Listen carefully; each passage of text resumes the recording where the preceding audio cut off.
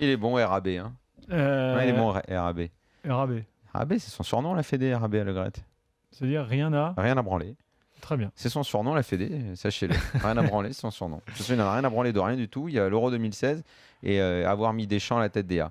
Après, quand il a fallu se faire élire, il a joué un peu au cador, il a gonflé les muscles après l'affaire du taxi du Havre, où il a mis des sanctions complètement disproportionnées. Sanctions, il devait y avoir, certes, mais alors là, il était tombé, mais à la machette. Alors que quand on le connaît, on sait bien que c'est un proviseur très gentil et qu'un jeune peut faire le casse du siècle, il l'excusera toujours. Mais là, c'est RAB. Et il voit quand il fallait se faire élire, c'était pas RAB, mais là c'est RAB. Il voit Mankowski la semaine prochaine qui devrait donc être remplacé, hein, évidemment à la tête des sports, mais enfin Mankowski devrait rester à la DTN. Vous en pensez quoi, messieurs, de ce qui s'est passé avec les espoirs, Shérif Qu'est-ce que tu as envie de dire en préambule, là, avant qu'on rentre un peu plus dans les détails? En préambule, je vous ai écouté hier, comme je le disais, la synthèse était très bonne, vous avez pratiquement tout balayé. Là, une chose sur laquelle, à mon avis, on n'a pas assez insisté, c'est sur le fait que je pense que ça a été une erreur de se priver de Varane et Pogba. Pourquoi ? Parce que les A, ils avaient 2 matchs amicaux où il n'y avait pas vraiment d'enjeu. Enfin, pas amicaux, parce qu'évidemment, ça compte pour les éliminatoires, mais ça compte, voilà, on est d'accord. Simplement... quand on est à 4 échecs de suite pour les qualifications à l'Euro Espoir, comme on dit, il faut raccrocher les wagons, c'est-à-dire revenir au moins une fois dans la compétition, quitte après à ce que Pogba et Varane ne participent pas justement à cette compétition, c'est-à-dire l'Euro 2015 en République tchèque. Et à mon avis, histoire d'assurer le coup et histoire aussi de se rendre bien compte c'est quoi la valeur de notre formation. Parce que je t'ai écouté, Daniel, hier, je suis entièrement d'accord. Il y a des choses qui ne vont pas, je veux dire, au niveau de l'identité de jeu et tout ça, le fond de jeu et tout. Tout ça, il y a des choses à revoir. Ceci dit, c'est bien de mettre tous les atouts de son côté, de sélectionner ces 2 gars-là. Et je vais aller plus loin. Même, tu vois, si on avait été éliminé avec Varane et Pogba, ça aurait été encore mieux. Enfin, je veux dire, un mal pour un bien, l'électrochoc et ceci, cela. Moi, à mon avis, on rate l'Euro 2015, on rate les JO 2016.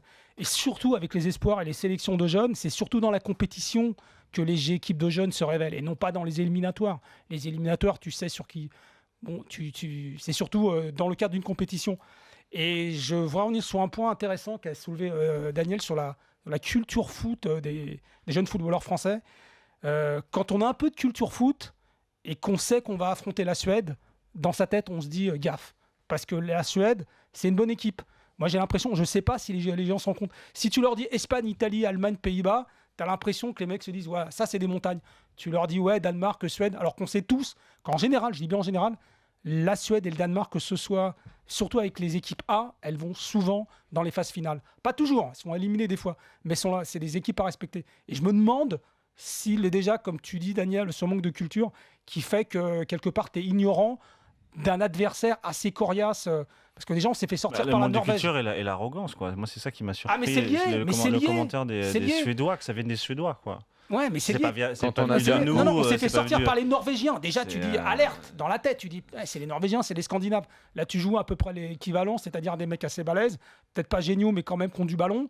Et t'en prends 4. Et mine de rien. Ils avaient beaucoup plus de ballons que nous. Hein. Toutes leurs sorties de balles étaient plus intelligentes. Ouais. Moi, j'ai pas vu le match. Je vais être honnête, j'ai pas vu le match. Moi, je voyais toutes leurs sorties de balles étaient plus intelligentes. J'ai vu les buts. Leur transmission, les mouvements sur le terrain étaient plus intelligents que les nôtres. Plus d'impact aussi. Où t'avais juste des mecs qui couraient, qui essayaient de faire l'exploit tout seuls, qui ont fait non seulement une démonstration d'arrogance époustouflante, mais de suffisance, de toute cette nonchalance qu'on retrouve de toute façon dans notre foot, parce que ce n'est que le reflet de notre Ligue 1, c'est-à-dire de très jeunes joueurs qui n'ont rien fait, mais qui se prennent déjà pour des stars. La moitié de l'équipe est persuadée qu'elle a le niveau pour jouer un A.